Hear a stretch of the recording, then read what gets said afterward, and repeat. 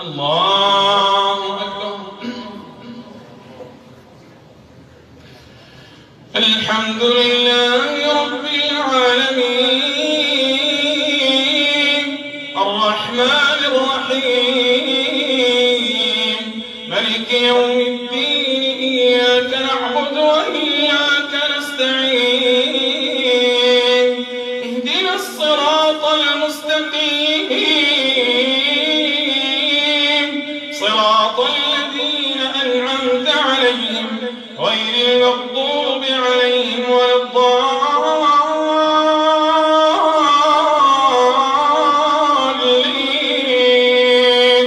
آمين. فإن كذبوك فقل ربكم ذو رحمة واسعة ولا يرد بأسه عن القوم المجرمين. سيقول الذين أشركوا لو شاء الله ما أشركنا ولا آباؤنا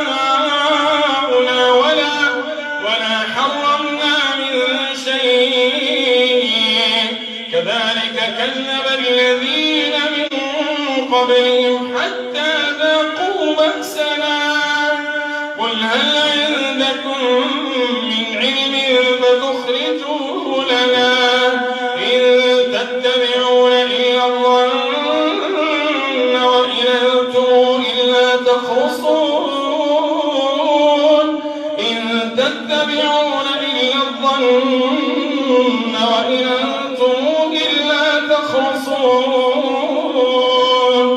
قل فلله الحجة البالغة فلو شاء لهداكم أجمعين.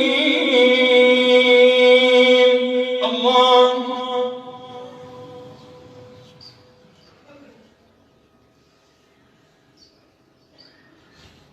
سمع الله لمن حمده.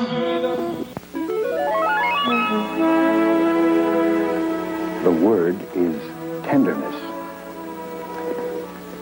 A great lesson is learned when we fully understand that tenderness springs from strength, not weakness.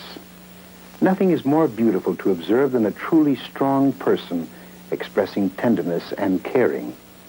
Yet in spite of this, there are those who are afraid or ashamed to express the quality of tenderness, thinking that others may judge it as weakness. Well, I'm happy to say it's been my experience that when I express tenderness and concern, I feel stronger, and I always hope I have strengthened the person toward whom these feelings have been expressed. For your free copy of Words from Unity, write Unity Television, Unity Village, Missouri. I am Ernest Borgnine, and the word is tenderness. This is my home at the southern tip of Africa. This place is special to me because it's the origin of our species, where we first lived in harmony with animals.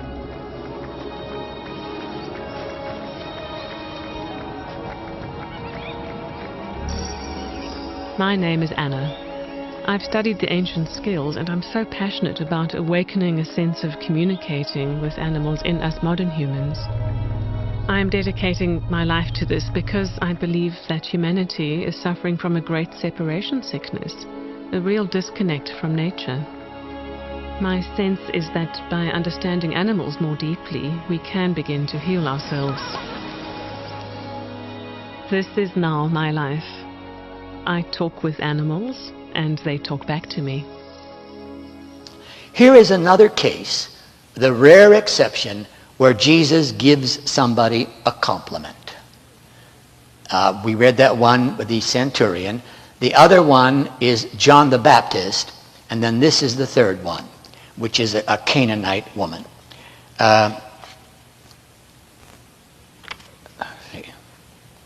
Right. And this is in Matthew 15. And behold, a Canaanitish woman. By the way, the Canaanites in these days were social outcasts where the Jews were concerned. Is this clear? They were like the untouchables in India. The Canaanites and the Jews would have nothing to do with them socially. They were inferiors in the minds of the Jews. And behold, a Canaanite woman came out from these borders and cried, saying, "Have mercy on me, O Lord, thou Son of David. My daughter is grievously vexed with the devil." But he answered her not a word. And his disciples came and besought him, saying, "Send her away, for she crieth after us." But Jesus said, "I was not sent but unto the lost sheep of the house of Israel." And then she came and worshipped him, saying, "Lord, help me." And he answered and said, "It is not right to take the children's bread and cast it to the dogs." But she said, "Yea, Lord, but even the dogs will eat of the crumbs which fall from their master's table." Now here comes the compliment. Then Jesus answered and said unto her, "O woman, great is thy faith. Be it done unto thee even as thou wilt." And her daughter was healed in that hour. Now my mystery is, why did Jesus seemingly insult that Canaanite woman? Remember what he said to her. She said, "Lord, help me." And he said, "It is not right for me to take the children's bread, Jews, and give it to the dogs, Canaanite." Why did he do that? Because, friends, he could read into her soul. You understand? Are you with me? He could look at anybody and know everything that was in them and what they were capable of. Now, he knew that this woman was not successful in healing her daughter because there was some kind of arrogance in her, some kind of matronly self-image. Come on, folks. You know what I'm talking about. There was something in that woman's ego or attitude that was blocking her being a healing channel for her own daughter. And he saw this in her. And so he wanted to do something that would help her overcome this ego block. He does this a lot, folks. But this is the outstanding example where he compliments her, because he knew she could do it. So he deliberately insults her. Not because he wanted to insult her. He wanted to help her. He wanted to help her do something in herself that would cause her to open up as a healing channel. So he insults her self-image. And so he said, he compares her to a dog. Now, if this woman didn't have it in her, she would have said something like I probably would have said. "Who are you calling a dog? I'm a respectable married woman." See? But no, she didn't do that. And he knew she wouldn't do that. That's why he said that. She did what he knew she was going to do, what she was capable of doing. In effect, what she's saying is, if you think I'm a dog, then so be it. Dogs are nice. See? If you want to call me a dog, call me a dog. But even the dogs will eat the crumb. And she knew he was a master. And so if you want to just give me a crumb, to me, the dog, I'll take it if it's going to help my what? Daughter. She was thinking of her daughter, not of her self-image, you see. And Jesus knew she could do it. And when she did that, she humbled herself and stated her faith and her belief. And he saw, now she's the healer. She did the healing. Jesus set her up.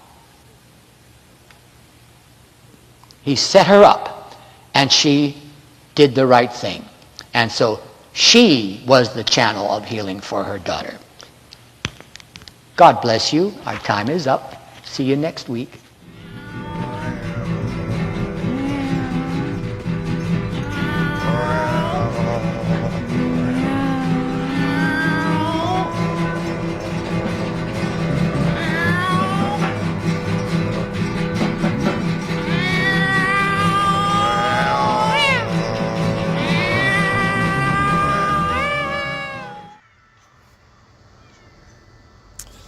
Hello and welcome to another video. This one is about the relationship between humans and animals, animal companions, and our spiritual imagination. And I have with me here Jackie. Say hi, Jackie. She's one of my favorite animal companions. The relationship between human and animals is a spiritual one.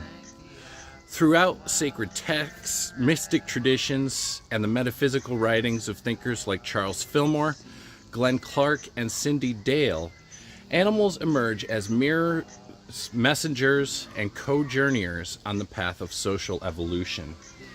To live in close companionship with animals, especially with beloved pets like dogs and cats, is to engage with another kind of intelligence, intuitive, responsive, and vibrational. As Fillmore teaches, the beasts of the field are not lower beings to be dominated, but aspects of our own consciousness waiting to be redeemed. As Eric Butterworth's parable of the dog and the cat illustrates, which we'll hear at the end, even the simplest animal interactions can reveal profound truths about confidence, fear, and our projection of inner states into outer encounters. We're slowly awakening to the truth that animals are not separate from us. They're part of the same divine substance, expressions of the same universal spirit. In the presence of an animal, we are often more forgiving, more affectionate, and more present. This is no accident. The gentleness we practice with our pets is the gentleness we must learn to extend to each other. However, this awakening must not become sentimental or culturally narrow. While vegetarianism has been championed in New Thought circles, most notably by Charles Fillmore in As to Meat Eating, we must balance this concern with a deeper ethic of solidarity. In some cultures, meat is sacred. In others, it's survival. Liberation theology calls us to place human dignity at the center. It is a tragedy when some people care more about animals than their fellow human beings. Let our love for animals expand our compassion, not replace or distort it.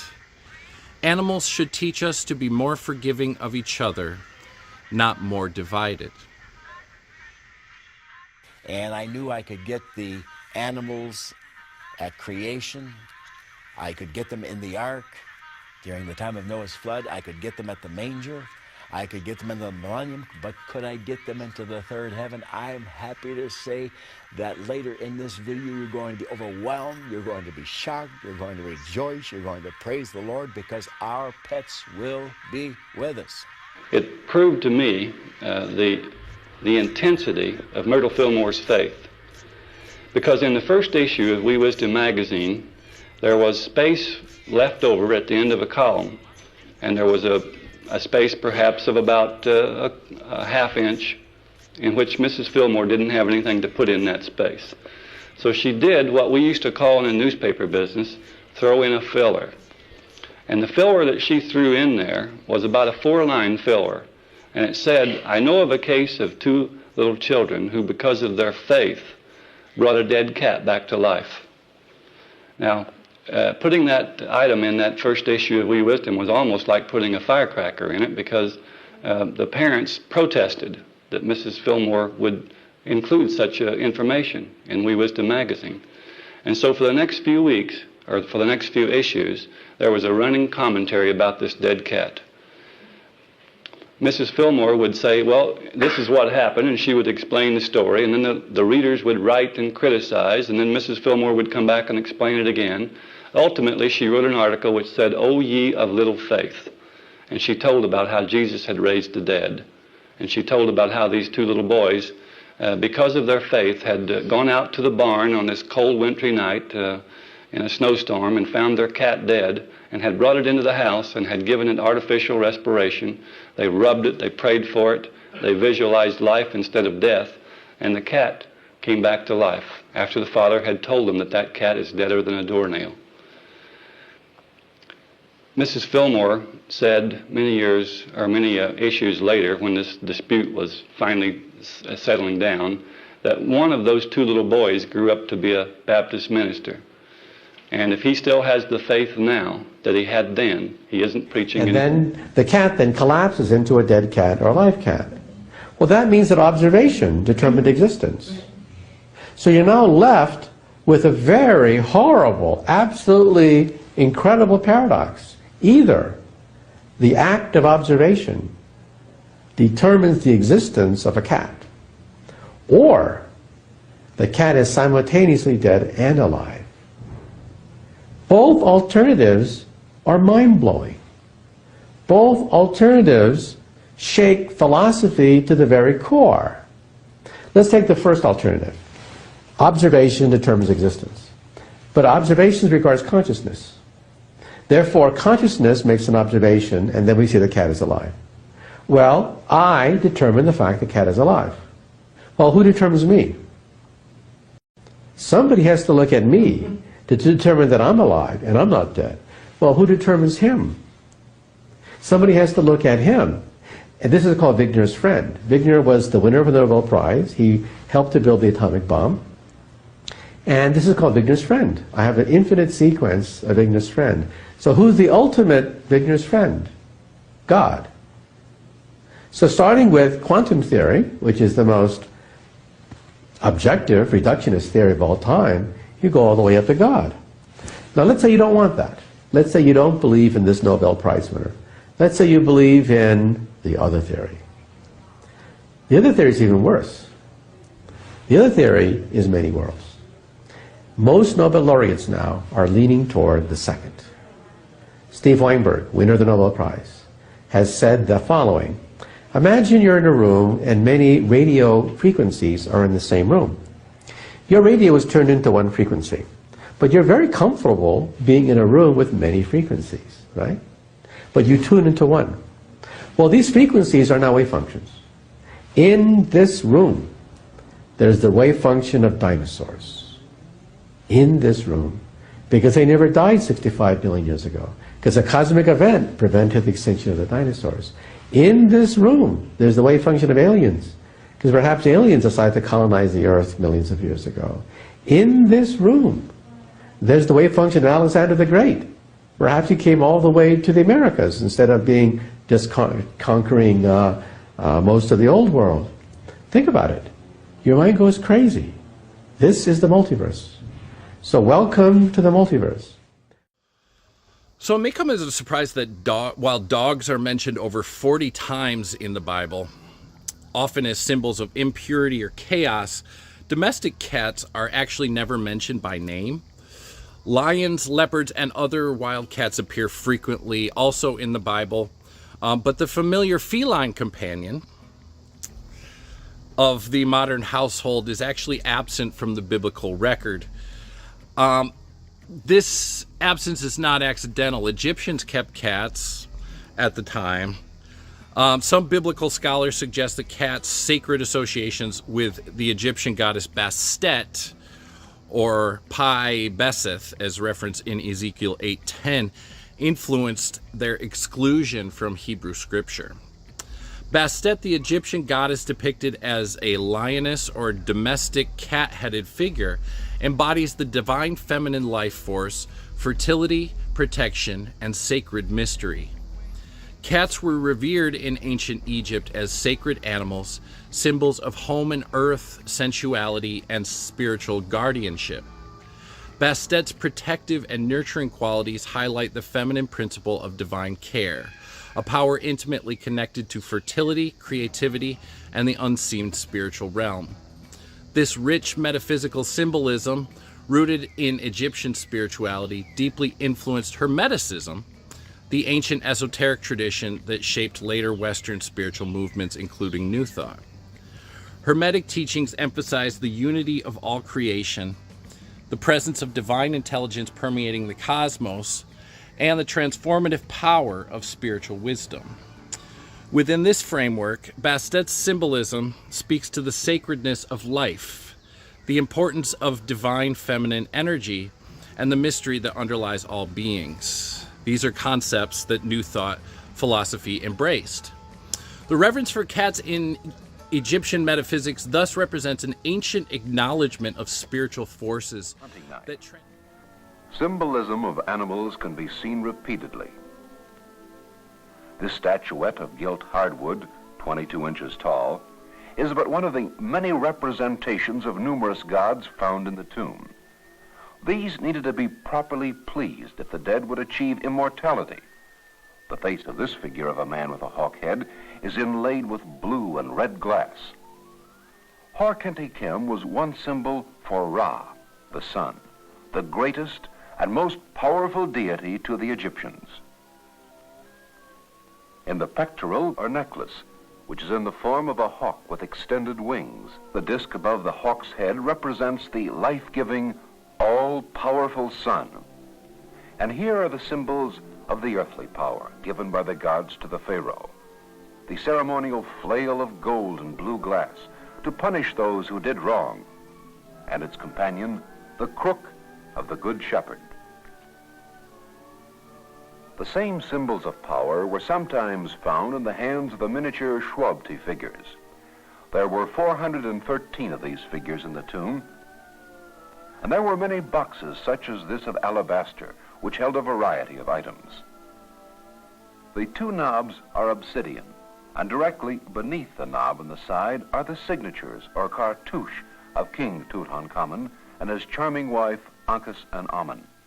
The cartouche on the left is the throne name of Tutankhamun, the second his personal name. These same cartouche were found on many other items, such as this pear-shaped vase of dark blue faience with the king's two names in turquoise. The dark blue cup has only one signature, the personal name, but the spouted libation vase again bears both cartouche delineated in white. This alabaster vase contained oils for libations.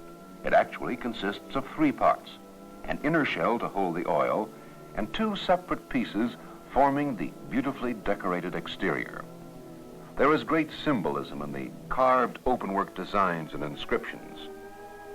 The winged cobra, or uraeus, were symbols associated with Lower Egypt, and signs of royal power and protection for the pharaoh.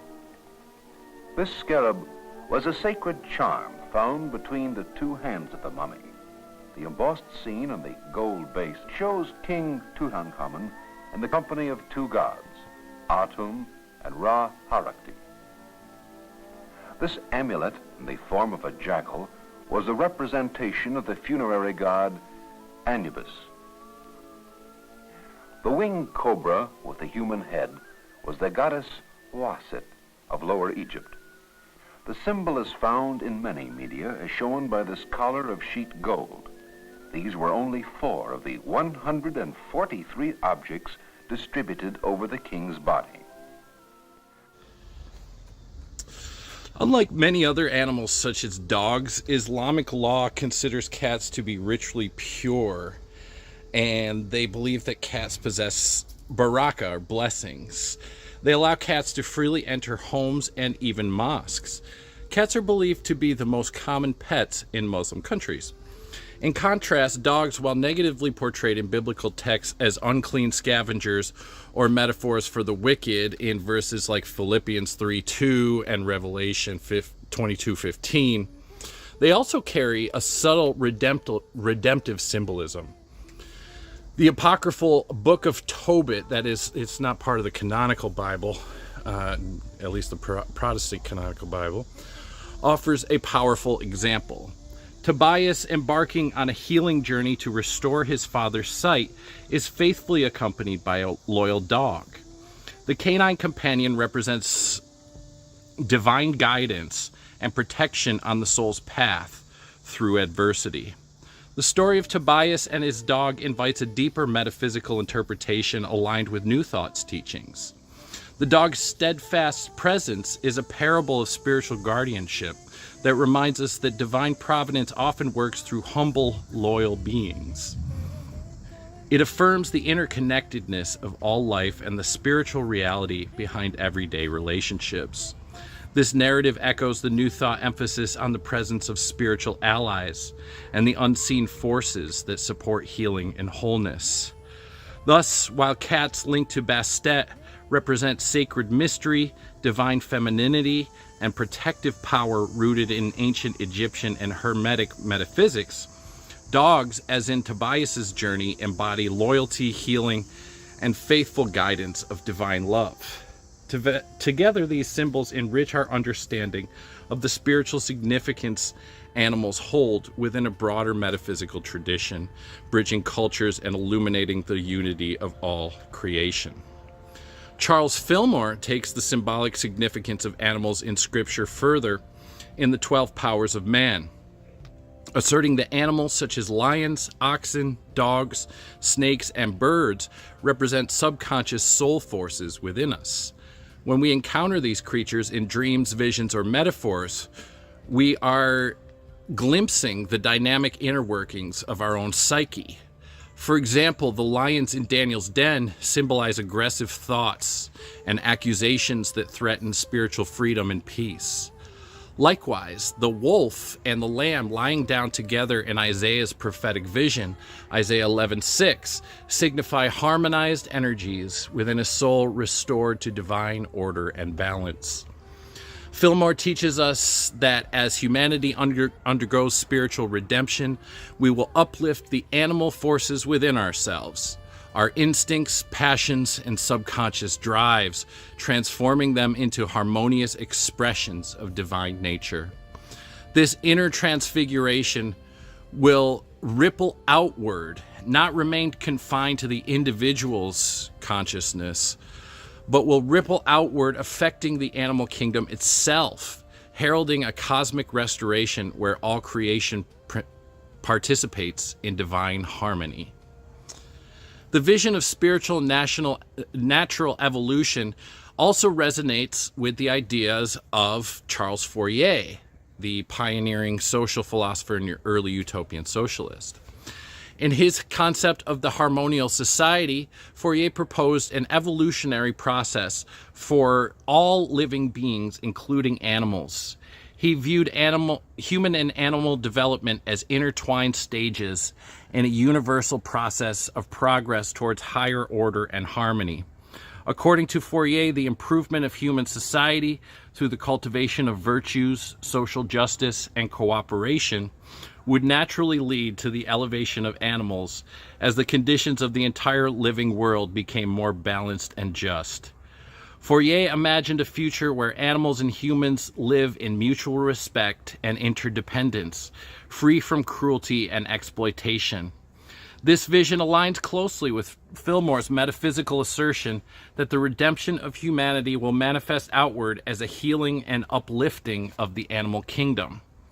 Both thinkers anticipate a holistic evolution, physical, moral, and spiritual, that transcends narrow anthropocentrism and embraces the sacred unity of all life. Together, Fillmore and Fourier invite us to see the spiritual journey not only as an individual's inner transformation, but as a part of a grand cosmic unfolding. As we cultivate harmony within ourselves and in our social relations, we become co-creators of a new world where the instincts and energies symbolized by biblical animals are no longer forces of chaos or conflict, but expressions of divine order and love, heralding the coming of the kingdom of God on earth, where peace extends to, and the wolf shall dwell with the lamb in both soul and nature. Additionally, Eric Butterworth's cat and dog parable serves as a profound metaphysical purpose. In his telling, the cat, initially fearful, is pursued relentlessly by the dog until she suddenly stops, turns, and faces her pursuer. The dog, startled by this unexpected show of courage and self-assurance, halts, blinks, and retreats. The lesson is that fear invites pursuit, while strength and self-confidence, even in a small, seemingly vulnerable body, can shift the balance of power. The parable, simple on the surface, carries a deeply spiritual message. that animals within us, our fears, emotional reflexes, and instinctual urges do not respond primarily to intellectual theology or external circumstance, but to the vibration we emit. When we react from fear or weakness, we invite struggle and conflict. Yet, when we meet challenges with self-assuredness and calm, even in moments of vulnerability, the internal dog of anxiety and external opposition loses its power.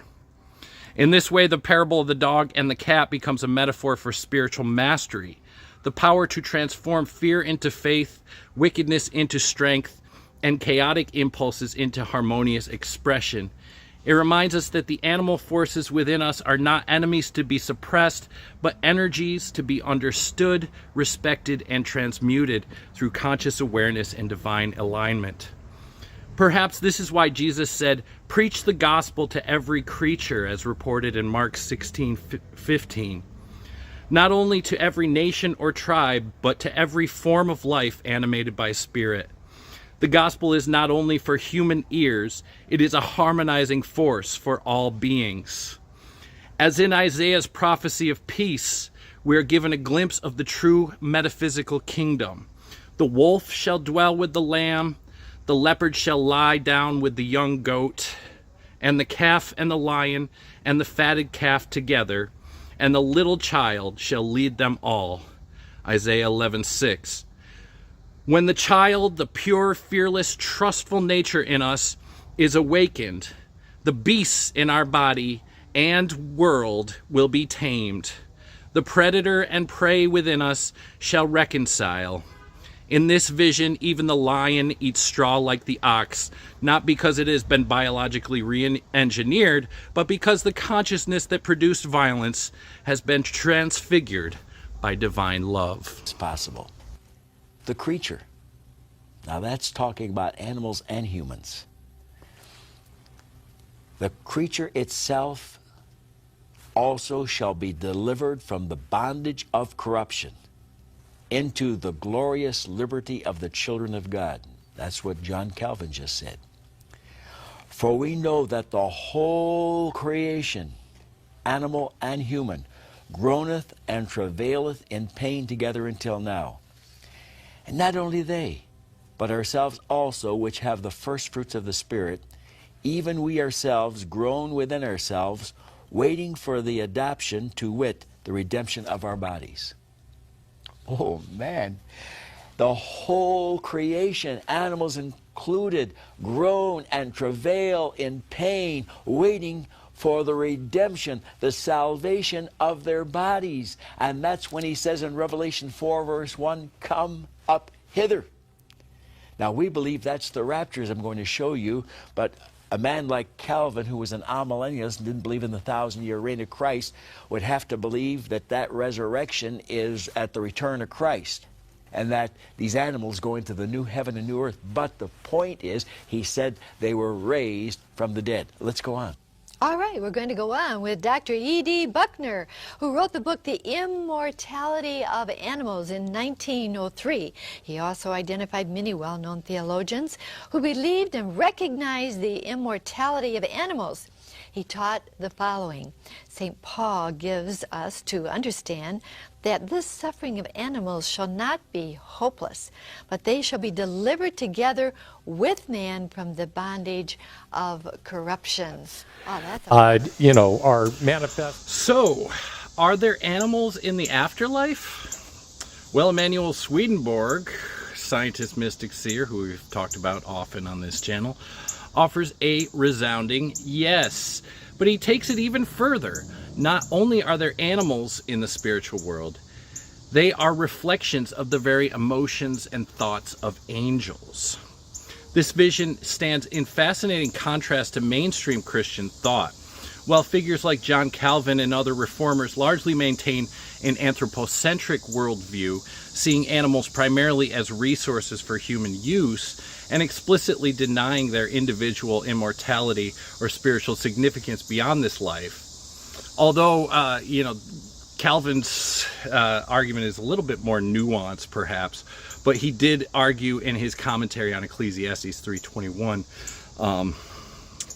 that or actually his commentary on Romans does sort of hold some hope for animals in the spiritual world. Swedenborg, though, presents a cosmos teeming with spiritual life in all forms. It also deepens the profound kinship expressed centuries earlier by St. Francis of Assisi. Francis saw all creatures as beloved brothers and sisters, manifestations of God's artistry, deserving respect and compassion, and embodying divine presence on earth. Swedenborg extends this sacred kinship into eternity, providing a metaphysical framework for Francis's intuitive love. For Swedenborg, the entire natural world is a system of correspondences, a mirror of divine realities. Everything that exists in nature, from birds to beasts to flowers and fields, is a physical echo of spiritual presence. And that includes the animals we love. In True Christianity, Swedenborg writes that animals in the spiritual realm are formed instantly by the affections of the angels. They are not mere projections, but vivid living embodiments of curiosity as a bright bird. These are real, responsive presences generated by the inner states of being in the higher world. So just as God is omnipotent in all form and function, so too the feelings of divine love and wisdom appear in concrete, animate expressions. But are these spiritual animals the same as our pets? Can our beloved dog or cat accompany us beyond the veil? Here, Swedenborg potentially resonates with the deep relational bond cherished by St. Francis of Assisi, transcending the reformer's utilitarian perspective. Swedenborg doesn't offer much on household pets directly, likely because pet companionship was not a norm in 18th century Europe. But many Swedenborgians, like Donnet Alfelt, affirm that the deep soul bond we form with animals can persist after death. Love is the organizing principle of the spiritual world, and love creates reality. If the love between human and an animal is genuine and mutual, that bond becomes a spiritual form in itself, enduring, evolving, and potentially reuniting in the world to come, reflecting Swedenborg's principle that genuine spiritual affections must find expression. This offers a hopeful echo of St. Francis's sense of eternal creaturely fellowship with God's great family. This is consistent with Swedenborg's teachings on the mediate lives of animals. Each animal soul is a unique carrier of affection, a living soul whose form is shaped by the emotional essence it contains. In Apocalypse Explained, Swedenborg writes that there are as many genera and species of animals as there are genera and species of affections.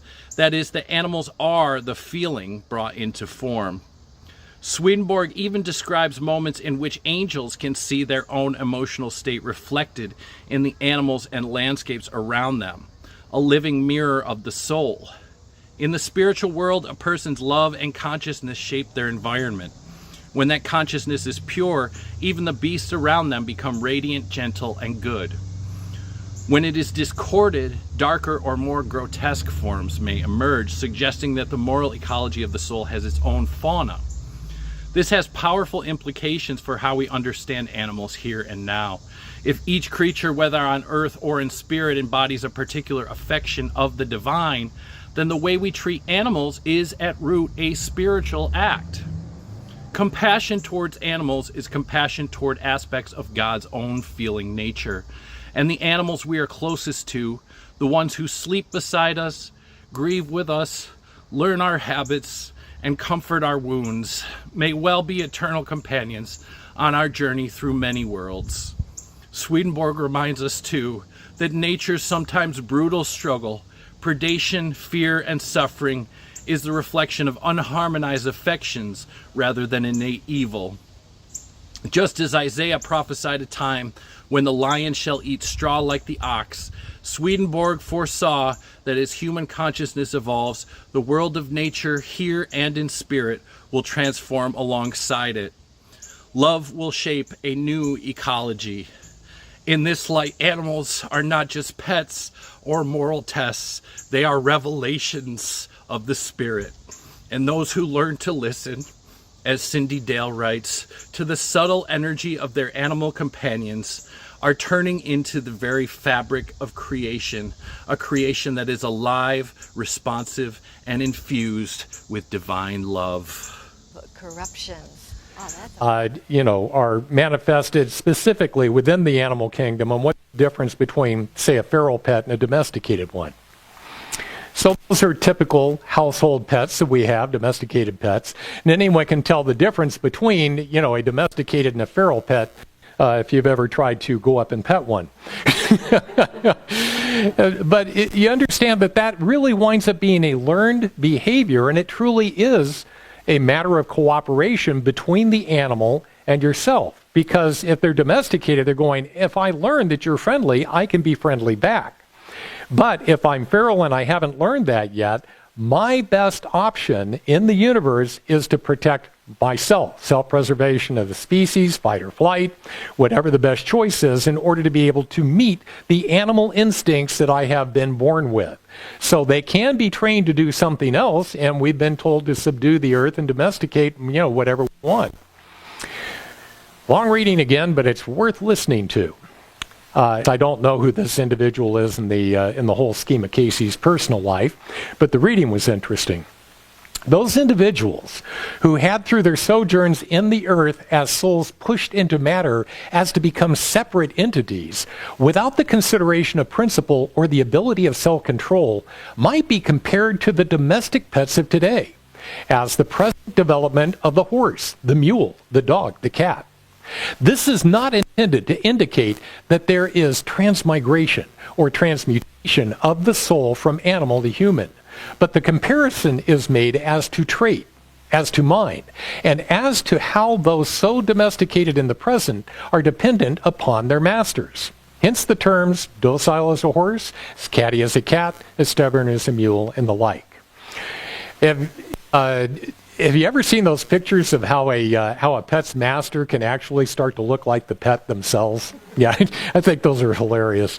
But I also think that this is indicative of, like we say that we have this effect that, a dog can learn to smoke, a horse can learn to eat sugar. We can also, if we open ourselves up to it, and I know if you're like Stephanie and I, you treat your pets like family. And I think this is where owners and pets start to look alike, because you open yourself up to their influence, where you would wind up being, as stubborn as a mule, as catty as a cat, and so on. You can wind up taking on their instinctual traits just like they can take on the learned behaviors that we would teach them. So it's interesting that it can work in both directions depending on how open we are to doing that. Agree that everything within and without is in continuous motion. It is constantly moving and changing, but in such a way that its motion in and through space leads to greater pattern and organization. It leads to the greater order and harmony we can see in the larger whole. Mind is the dynamics of self-organization. To the extent that any system, mineral, rock, plant, animal, human, group, or society, is self-organizing, it has a mind. On the cosmic level, divinity can be said to be the self-organizing dynamic of the universe. The constant interaction of consciousness and matter creates a universe that is intelligent, forceful, and alive. For life or mind is the interface between spirit and matter. Every particle of matter is imbued with life and mind, thus self-ordering and formative, creative of outer forms in accordance with these principles.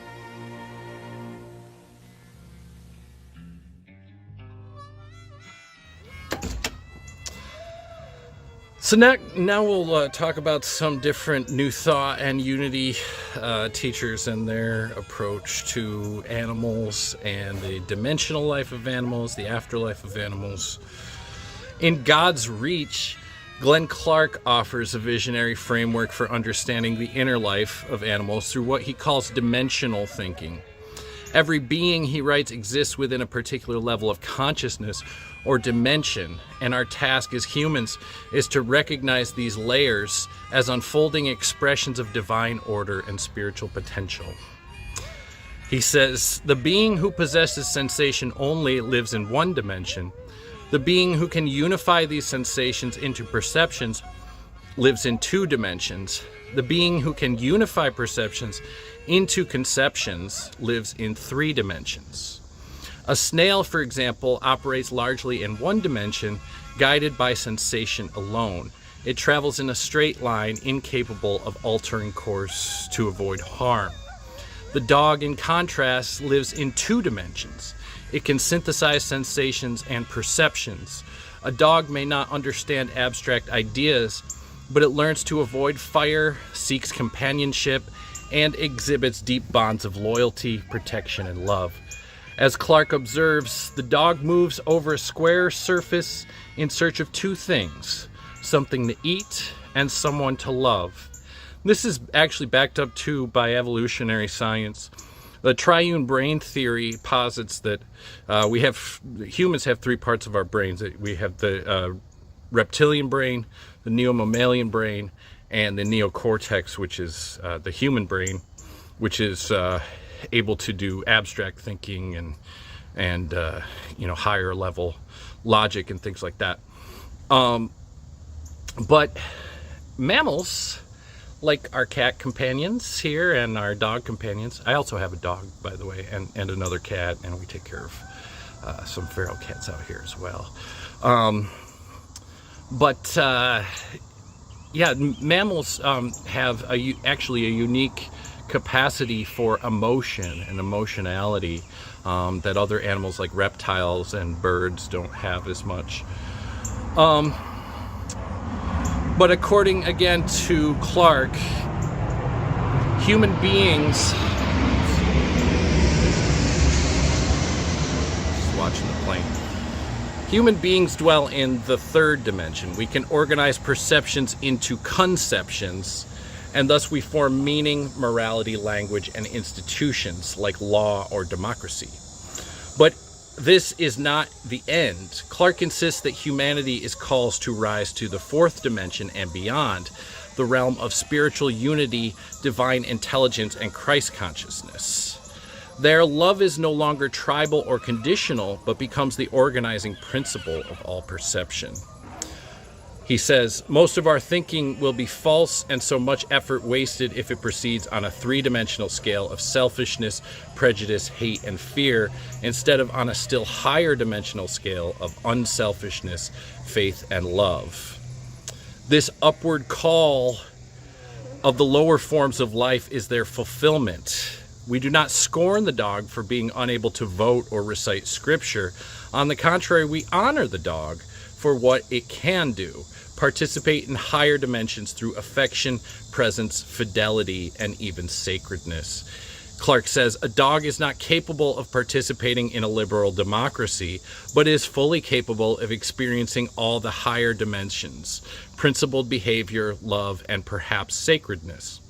Clark's dimensional ladder is not merely a taxonomy of beings, it's a map of moral development and a mirror of humanity's spiritual struggle. Just as the dog avoids the flame while the moth perishes in it, we too must turn from destructive lower dimensional thinking toward the higher reality of unity. The metaphysical key, Clark says, is learning to see beyond separateness, beyond the illusion of boundaries, nation, race, or self-interest, and behold a single living universe. Clark says the mosquito bites a man's foot and then his hand, but is unaware they are part of the same man. The dog sees the man as a whole, but not the stranger as his brother. Man may recognize others as kin, but fail to see the Japanese or German or the competitor in business as his brother. Jesus, Clark argues, came to lift humanity into this fourth dimensional vision when he said, I am the vine and you are the branches, or whatever you do to the least of these, you do to me.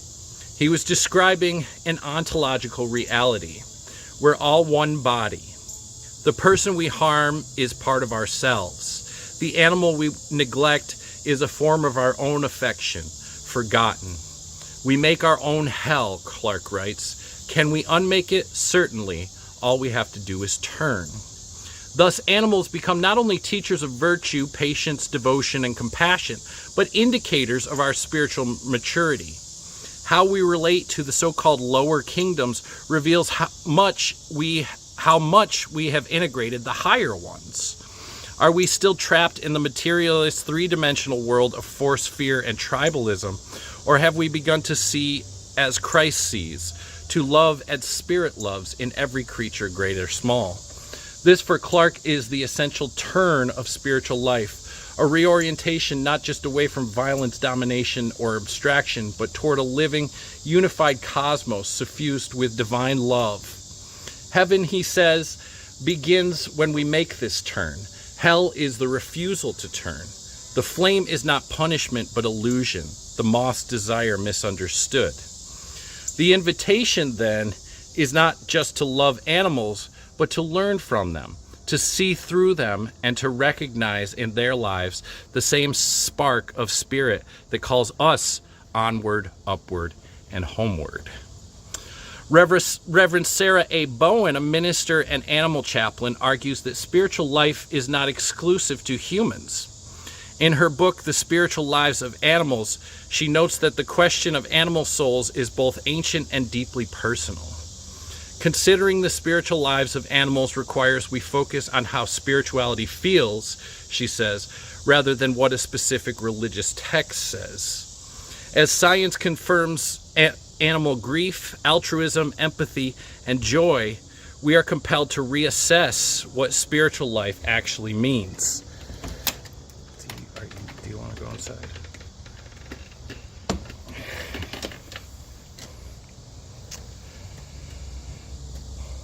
Spirituality is not mere intellectual belief, but is the experience of awe, compassion, and interconnectedness. And this is where being close to animals can actually help us become better humans.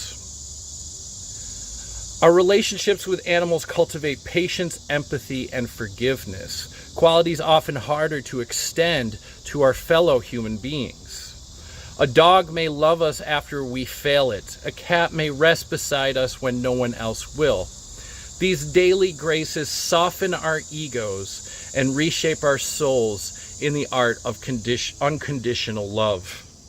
Learning to forgive an animal for barking or shedding or biting a shoe often becomes practice for forgiving a friend who disappoints or a family member who wounds. As Bowen writes, when we treat other than human animals with respect, we also treat humans better. Cyndi Dale, an intuitive and energy healer, offers another dimension to the spiritual interconnection.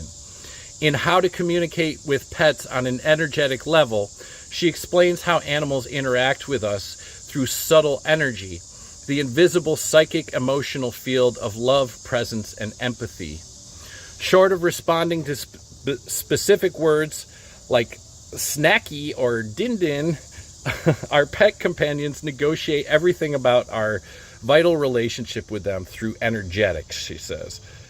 Dale teaches that we can connect to animals intuitively, soul to soul, by simply quieting our minds and sending feelings of peace, joy, and reassurance.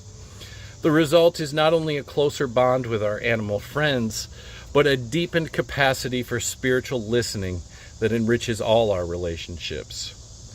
If we can slow down and listen to a dog's sadness or notice a cat's unspoken grief, we begin to cultivate the kind of attentiveness needed to care for an aging parent, a struggling child, or even a stranger in pain.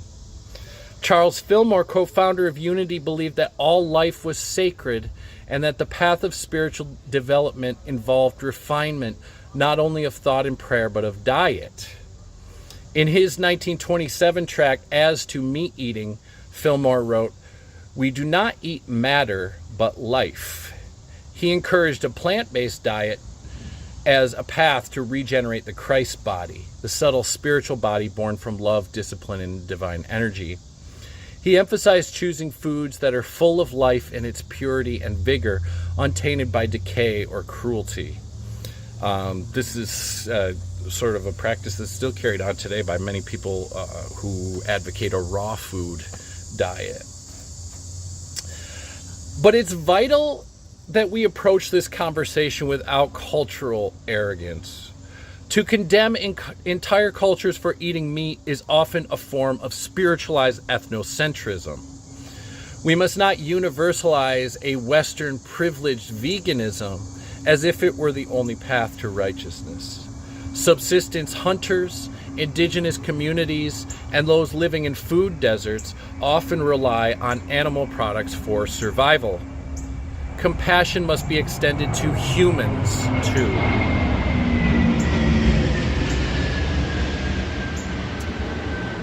This is why my own stance, I was a vegetarian for 15 years, from the age of 10 to the age of 25, before I gave it up. But I still try to limit my meat intake and also try to get meat that's raised in a more humane way than the factory farm system. But again, you know, I, as a former vegetarian, but also somebody who prioritizes solidarity, our stance must be spiritually mature. You can't just seek purity through diet, but you need coherence through compassion. Is there any threat or danger making a film like this? Yeah, you just wait and see. You just wait and see. They will stop at nothing to keep this truth from getting known.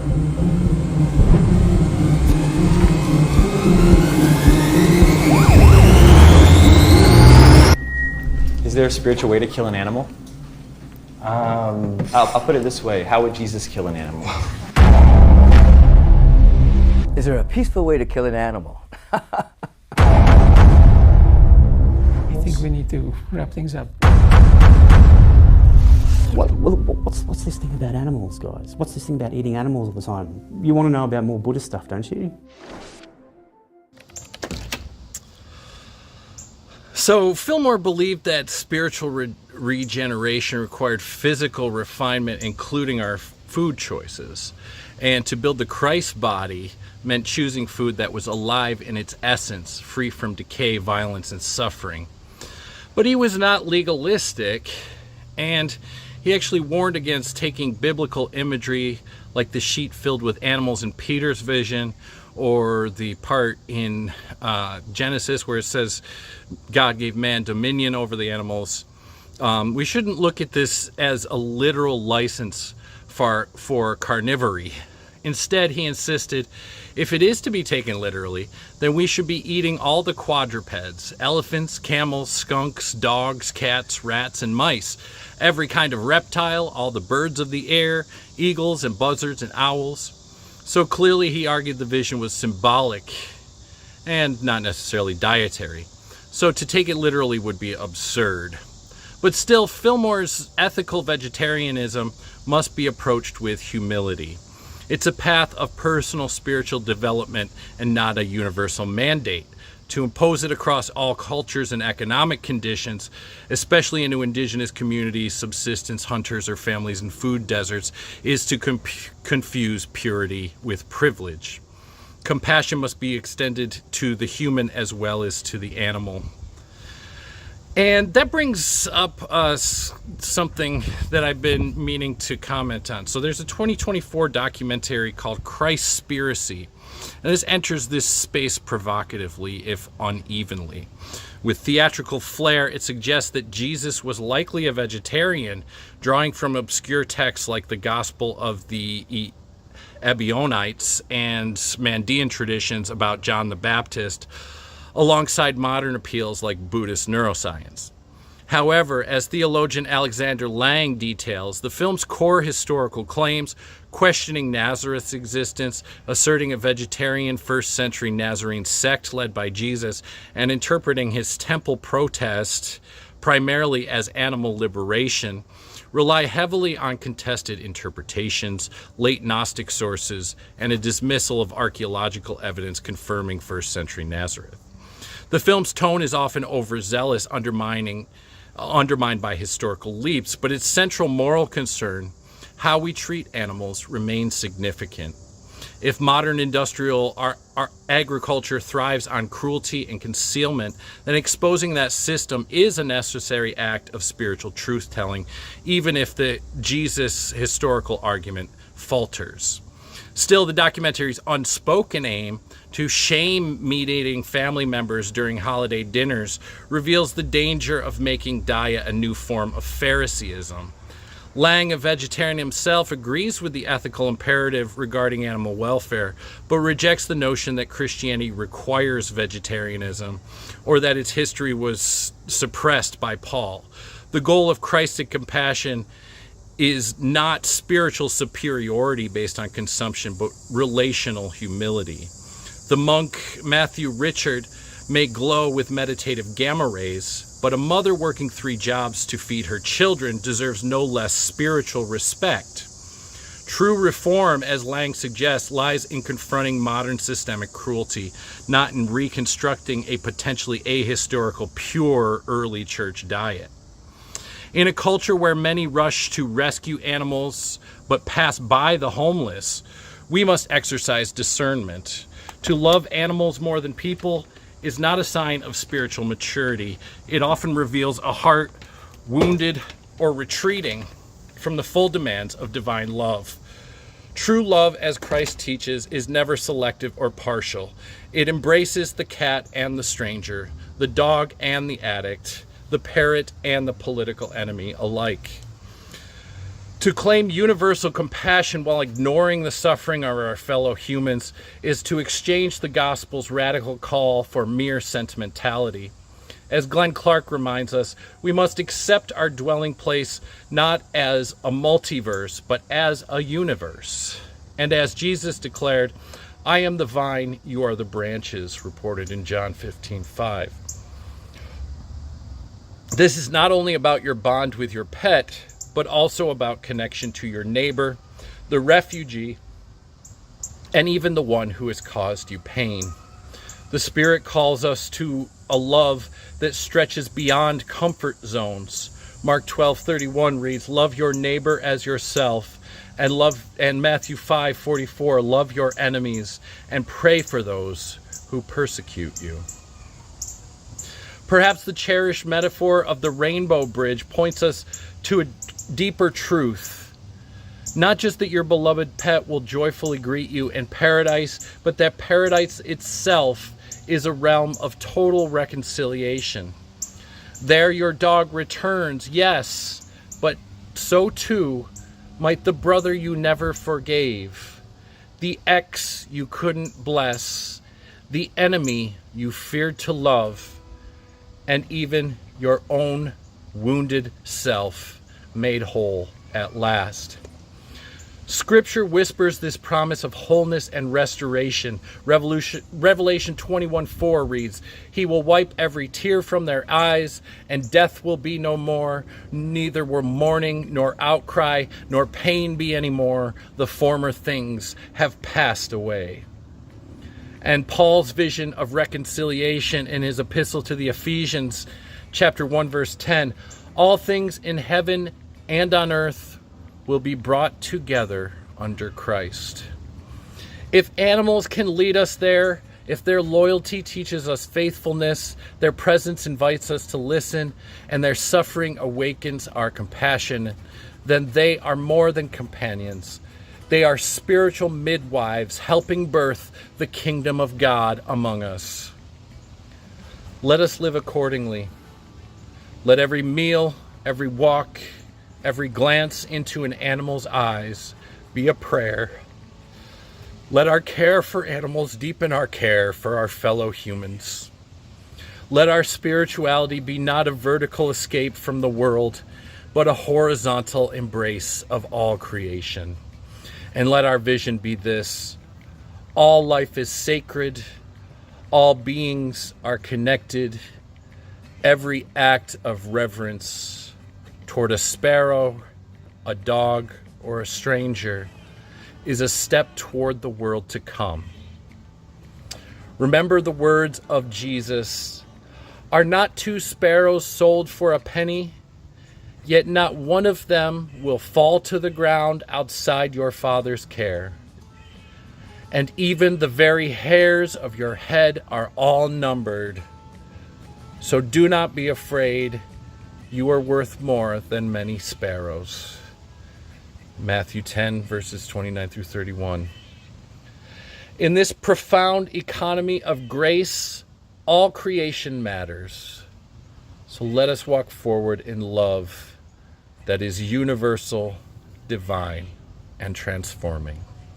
And so be it. Love it when you go Amen. home and start opening up to them. They just love it. They'll change their attitude, their behavior, their postures, everything. You know, even like people have brought up different examples of the consultations. Why did that cat change? Well, we connected. They connected with somebody who listened to them and related to their person who matters to them. And they go, oh, relief, great. They understand my pain, and now I can release the pain. And, you know, they understand I feel this way, and great, now I can change. Now it feels good. Psychosomatic illnesses are common in animals, especially in domesticated animals, who often are subject to the same stresses that people are, and are subject to the stresses from their people that then precipitate illness. They'll get upset about changes in their environment, people coming and going, people being upset with each other, people having fights with each other, and the animal will come down with an illness, which is precipitated by stress of emotion. And if you can help the animal to release and look at and then talk about and release the emotion, and then also help to change the environment that's causing the stress, you can help to heal the illness. When you have that special connection, and you really connect with them as spirits, and you know who they are, they know who you are, there's nothing like it. There is nothing like it. My heart hears the animals almost like they're on a loudspeaker, and there's nothing I can do to avoid it. I'll be walking along and I'll hear some animal saying, I need water, or I'm hungry, or I hurt. And it isn't that I hear through my ears, it's that I hear through my heart. So I take action on that. We learn from our animals, or we can learn if we're open to that. And Travis is really a teacher to me in many, many ways. He reflects many times what I'm going through. And sometimes when Penelope talks to me about why Travis is moody, she's really talking to me too.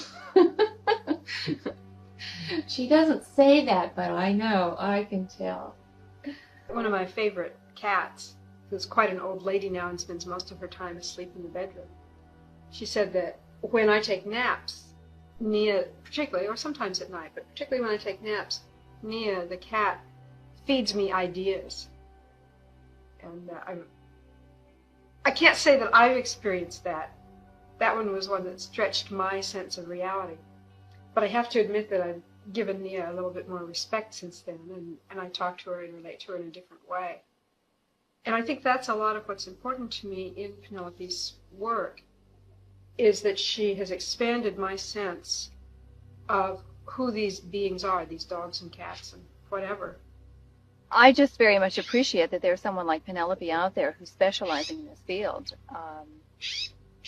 I think that at this point in time in our own evolution of the planet, where, you know, we've been decimating the environment, including the animal populations in the environment, that she's really important in raising people's consciousness about the value of those beings, and raising people's consciousness, to the fact that we can communicate with them. They're not just some foreign object out there that, that we can do anything we like with, but they do have a real important part in the whole scheme of things, and that we can talk with them. She's my hero because she's changed things for me on several different levels. Of course, the individual problems with my mare that she's solved have made my life easier and our relationships closer. But she's also done something on on a broader level, I grew up loving animals, wanting to be near them, wanting to understand them, and feeling sort of responsible for every living thing on the earth. I've always felt that we're responsible for each other and that everything was part of a whole. And I felt that there ought to be some communication with animals. But you know, there's always been that gap there, that language gap, and that misunderstanding of their intelligence and their awareness. And there was always some doubt in my mind as to how we could pull everything together. And it only took one visit from her to completely eliminate that gap. Many animals will respond incredibly to music, to art. In fact, people are finally catching up to what animals have been doing for years. Elephants have been creating art with their trunks. They have very facile trunks like our hands, and they can actually create designs and drawings, which people are now recognizing, and they've been doing it for thousands of years. Whales sing and do complicated songs. Dolphins also communicate in a way that people are just beginning to understand. Bees dance. They have incredible harmonies, rhythms, sharing of aesthetics, not necessarily the exact same way that we express it. They express it their own ways, but it's still beautiful, and they understand beauty, and they understand truth, and they understand companionship and love, and all the things that we regard as real basic, and when you come right down to it, are the real fundamentals of life. I don't feel that any being is complete without awareness and connection with other beings. On this planet are all kinds of beings, animals, plants, minerals, the earth. The more complete we are, the more we communicate with other beings. The more aware we are, the more expanded, the more we extend to all of life. And I think your joy of living goes up in accordance with how much you are in touch with everything around you, how much you sing, as the canary's singing, with the rest of life.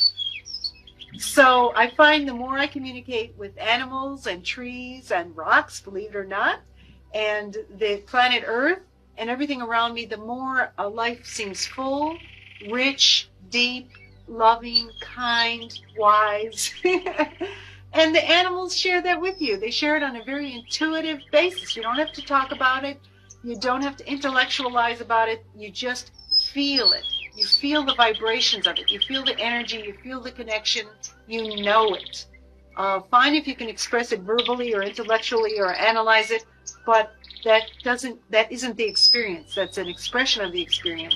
And the more you experience other beings, I feel the more wise and loving being you become. You may recall the story, I've told it often, it's a little parable of the dog and the cat. And the dog is strutting down the street, and the cat is sitting on the stoop of one of the brownstones. And the dog, of course, being a dog, is very aware of cats, and cats are very aware of dogs. And they're sort of mortal enemies normally.